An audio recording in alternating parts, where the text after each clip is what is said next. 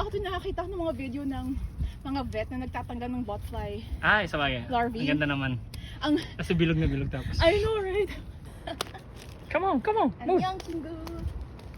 Move. Anyang. Takot siya. It's okay. Oh my God, baka may maggots siya.